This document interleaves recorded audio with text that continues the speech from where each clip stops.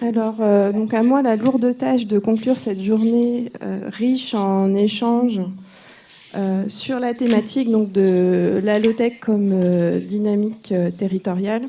Alors je ne vais pas avoir la présomption de tout résumer et ma conclusion ne sera pas très longue. Hein. Mais voilà, je voulais vous faire part de quelques réflexions que j'ai eues par rapport à ce qui s'est dit et par rapport à cette thématique. Alors déjà, c'est vrai que dès le départ, c'était une question assez complexe, d'autant qu'on l'a compris, bien que des initiatives existent dans beaucoup de territoires en France, on a encore un peu de prise de recul sur la véritable contribution de la pensée low-tech à la transformation des territoires. Donc, et ça s'est traduit notamment, je trouvais ça intéressant parce que ça s'est traduit dans les différents termes utilisés pour désigner en fait le concept de territoire et low-tech. Donc on a parlé de territoire low-tech, de territoire plus low-tech, de démarche low-tech territoriale, de démarche low-tech territorialisée. Donc alors là, la chercheuse en moi est très intéressée à discuter de ces différents termes. Mais en tout cas, ça évoque quand même pas mal de choses qui sont intéressantes pour la suite. Alors, quand même, on peut relever des points communs. Donc, comment cette low-tech s'exprime à l'échelle des territoires. Donc, déjà, autour d'objets techniques un peu fédérateurs, toujours. On a parlé de l'exemple de Vélio, du Rocket Stove. Alors, mais ça, c'est aussi la partie immergée de l'iceberg. On a aussi évidemment surtout des réseaux d'acteurs qui s'organisent pour coopérer, des modèles économiques renouvelés, donc c'était l'objet de la session de tout de suite. Mais aussi, ce qui est ressorti, je trouve, des échanges, c'est des individus qui portent une vision et qui sont capables, qu'on le veuille ou non, de fédérer des collaborateurs autour de cette vision. Et aussi un autre élément, c'est que finalement, ces démarches low-tech s'appuient aussi beaucoup sur l'existant, sur les initiatives qui aujourd'hui émergent dans les territoires, qui ne se revendiquent pas de la low-tech. Et donc en termes d'existant, on peut parler des compétences évidemment en place, des compétences métiers, des compétences dans les organisations, des infrastructures, mais aussi de ce qui existe dans les documents qui guident les politiques publiques, notamment une présentation cet après-midi mentionnait le PCAET qui, au travers du prisme low-tech, on retrouve beaucoup d'éléments déjà présents dans le PCAET et des éléments qui se rejoignent autour de notamment de la participation. Faire mieux participer les gens, prendre en compte leurs besoins. Donc ça, c'est des choses qui, au-delà de la low-tech, existaient par ailleurs. Alors, on peut se demander, et ça, c'est une réflexion que je vous partage et qui est, pas du tout, auquel j'ai pensé, mais qui peut être discutée. Quelles sont les spécificités de la low-tech ? Donc, ça a été aussi une question évoquée dans plusieurs des interventions. Ce que j'ai trouvé comme réponse dans les échanges, c'est qu'elle s'exprime beaucoup lorsqu'on s'extrait finalement du cadre des normes et des règles imposées par les gros joueurs. Donc ça a été évoqué ce matin, dans le traitement des déchets, notamment dans l'industrie. Ça s'exprime par un autre rapport aux ressources. Donc ça, c'est une observation assez consensuelle. Notamment, Élise Auters parlait ce matin de vraiment une émergence de son nouveau mode d'organisation par un autre rapport à l'énergie suite au Covid. Et donc ça, c'est quelque chose qui est transparu assez fréquemment dans les échanges.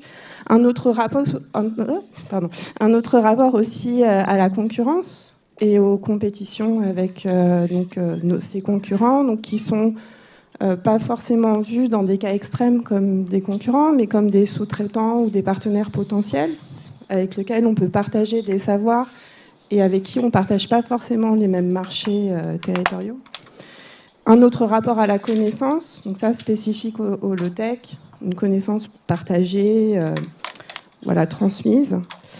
Et aussi un autre rapport finalement pour les entreprises au développement de l'activité, et je vais dire un gros mot, à la croissance, qui ne désigne pas tant un accroissement de la taille, mais plutôt un accroissement du réseau d'acteurs, du maillage et du savoir partagé. Donc ça, je trouvais que c'était des réflexions qui étaient qui étaient transparues dans les échanges et qui étaient intéressantes à noter. Alors ça se fait pas, cette dynamique low-tech territoriale ne se fait pas sans risques et sans défis qui ont été aussi mentionnés, identifiés, et qui là pour le coup rejoint finalement les défis et les risques que l'on retrouve dans beaucoup d'initiatives de transition, identifier dans les organisations les bonnes personnes. Donc ça a été mentionné notamment par Goodwill Management et l'ADEME dans leurs outils pour pouvoir amorcer et identifier où est-ce qu'on introduit le changement dans la prise de décision. Des difficultés aussi d'accessibilité économique des produits qui sont fabriqués localement, évidemment avec une main-d'œuvre plus chère. Et aussi les barrières des normes de certification, des normes sanitaires qui peuvent freiner le développement de nouveaux outils, de nouvelles infrastructures. Alors ce sera peut-être des points d'accroche pour des discussions de l'année prochaine. Donc je vais faire la transition avec Victor, donc, qui va nous parler de l'événement Low-Tech 2026. Avant, je vais juste prendre un petit temps pour remercier tout le monde. Déjà, un gros merci aux intervenants donc, de ce matin et de cet après-midi qui ont partagé leur temps et leurs travaux avec nous et qui ont amené, voilà, je l'espère, des réflexions inspirantes pour vous voilà, qui seront à creuser par la suite. Un gros merci également aux participants. Donc, on me dit qu'on était 115 aujourd'hui sur le total de la journée. Donc, c'est quand même un beau score, même par rapport à l'année dernière, si je me souviens bien. Donc, merci beaucoup de vous être déplacés. Donc, ça contribue à ce qu'on continue aussi l'année prochaine et qu'il y ait d'autres sujets qui émergent autour de la low-tech. Et puis un gros merci à l'équipe organisatrice, voilà, donc qui sont affichés à l'écran. Bon, un mention spéciale, voilà, pour Valérie, Marc, Zaya, Mélissa, Héloïse, Ulysse, et toutes les personnes qui se sont vraiment mobilisées aujourd'hui pour que ça se passe bien et qu'il y ait des échanges constructifs. Et aux services généraux aussi pour leur soutien technique tout au long de la journée. Voilà, donc désolée si j'ai oublié de citer quelqu'un, mais voilà, tout le monde est là. Merci beaucoup et à bientôt. Et je laisse pas.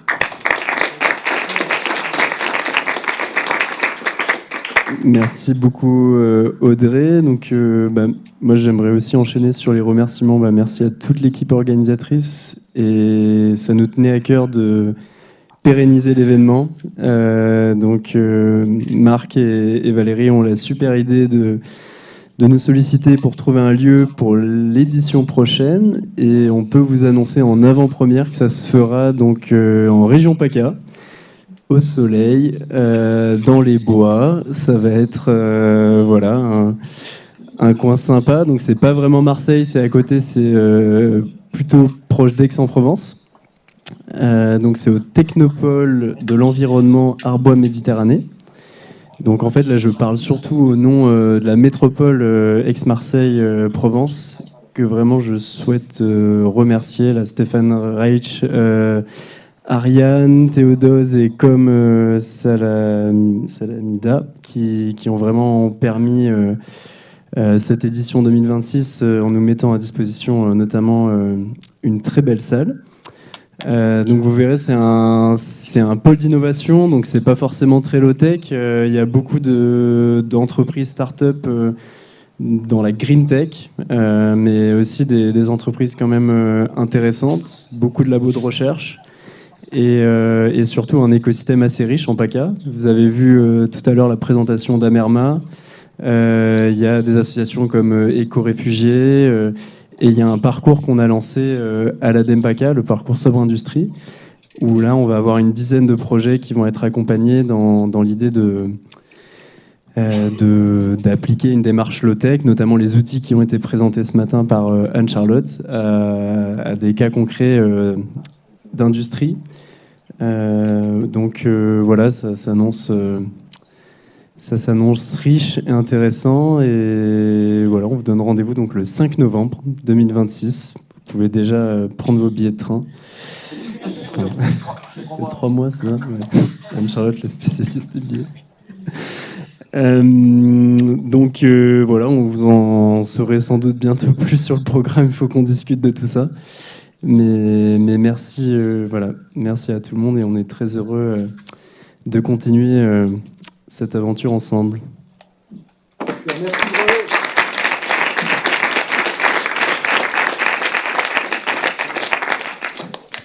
Merci. Alors la journée s'achève. Je ne vais pas faire de discours du tout. Je vous remercie et je vous souhaite bon retour.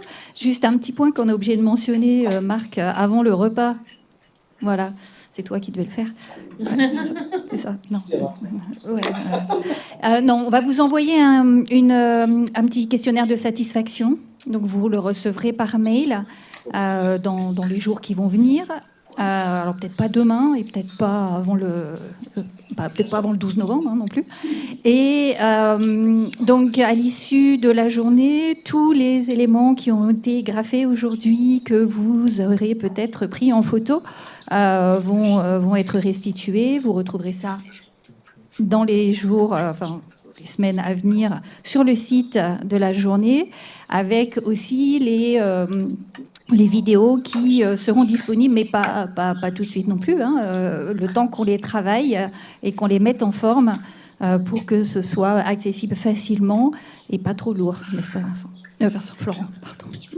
Voilà, merci beaucoup et puis bon retour et puis à l'année prochaine.